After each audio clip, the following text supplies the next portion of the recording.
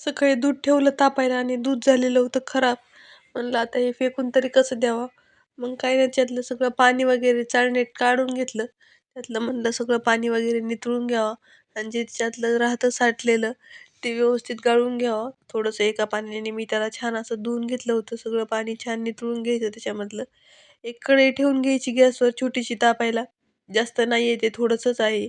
आणि मस्तपैकी तापून घेतली. त्याच्यात 1-2 चमचे अशी साखर टाकून घेतली होती मी. काहीही वेस्ट घालवायचं नाही म्हणून मग मस्तपैकी त्याच्यापासून मी कलाकंद बनवण्याचा विचार केला. आधी तर वाटलं की खाणार नाही कोणी, पण एवढं छान झालेलं होतं.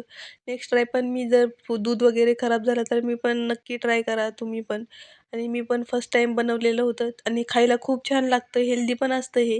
आणि फेकून देण्यापेक्षा काहीतरी त्याचं बनतं हे महत्त्वाचं आहे. असंच जास्त नव्हतं झालेलं, थोडंसंच झालेलं होतं, पण खायला खूप छान झालेलं होतं ते. तुम्हाला ही रेसिपी आवडली तर नक्की कळवा आणि चॅनलला सबस्क्राईब करायला विसरू नका. तर हे असं माझं बनवून रेडी होतं. तुम्हीही बनवत असाल तर सांगा आणि तुम्हाला जर आवडत असेल तर ह्याच्यामध्ये तुम्ही विलायची पावडर पण टाकू शकता. अजून छान लागतं.